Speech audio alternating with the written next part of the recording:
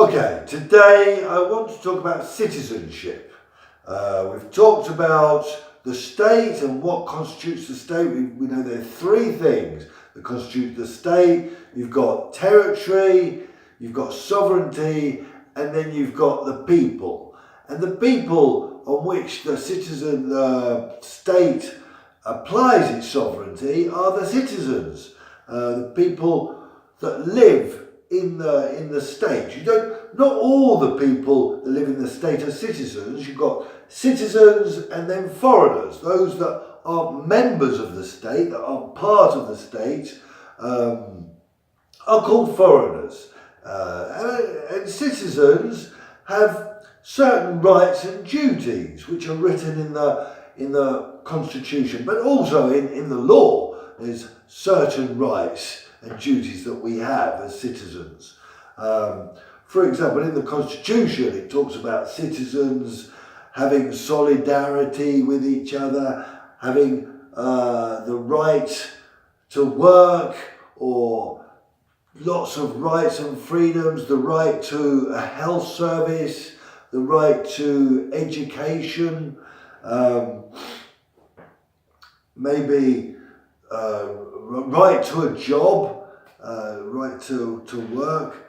But also in the ordinary law, we can see certain rights. We've got right to a popular house. We can go, if we have got nowhere to live, we can go on a graduatoria and then get somewhere to live.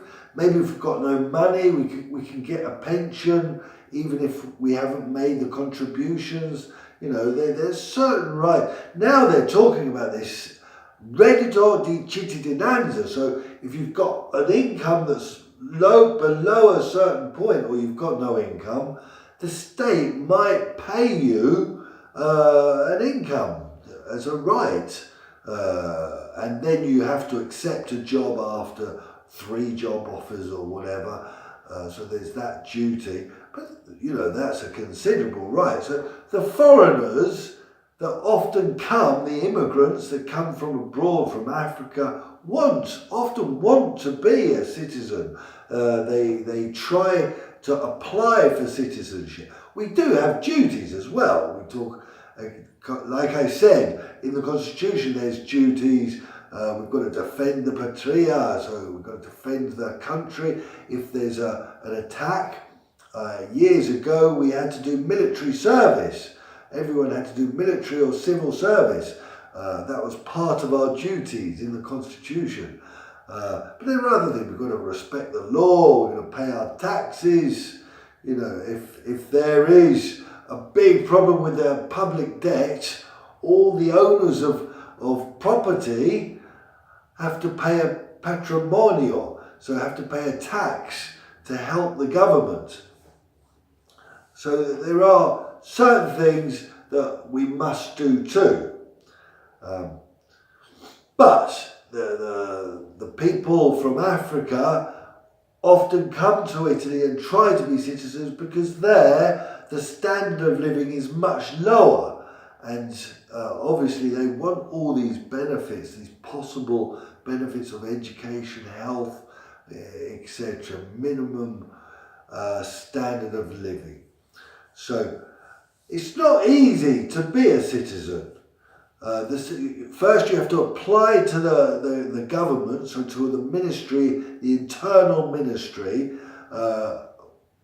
asking for this. And this might cost a lot of money to apply. I think now it costs €200, but also you have to translate lots of documents like birth certificates, the fact that you have or haven't got a criminal record, or maybe your qualifications if you want these recognised, and lots of bureaucracy. These have got to be recognised in the court, the translations. You've got to pay a lot of money, and normally it takes a long time. So if you come from a European country, it will take shorter time because your culture is considered similar to an Italian's culture. From a European country, integration is less lengthy because our cultures our values are quite similar, of tolerance and democracy and we have a shared culture a little bit. Maybe other countries are considered a bit further away from our culture, and some can take 10, 20, 30 years to actually receive citizenship.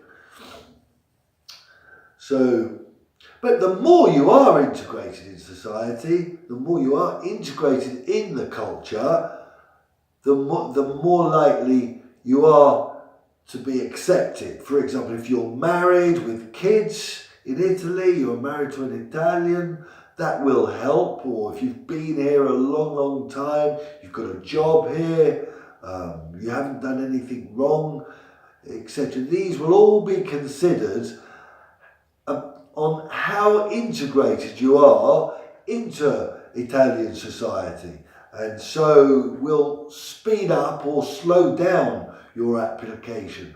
A few years ago, they were talking about having to answer questions on the Constitution. So, to check you do know your rights and duties and the culture and understand the values and these types of things. And also there have been cases where people, maybe foreigners, haven't understood Italian well enough, so they've done the ceremony to be a citizen, but halfway through they couldn't answer certain questions because they didn't understand the language, and then they were rejected on the spot. They said if they can't understand the language enough to do the citizenship ceremony, they can't be a citizen, and it was stopped at that point.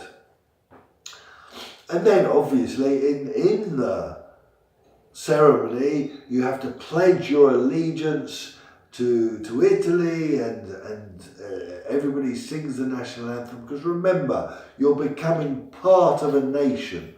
So there's a certain amount of symbolism involved in this.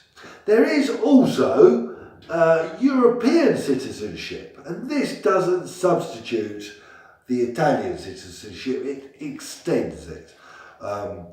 With a European citizenship, you have freedom of movement to go around all of the European Union countries.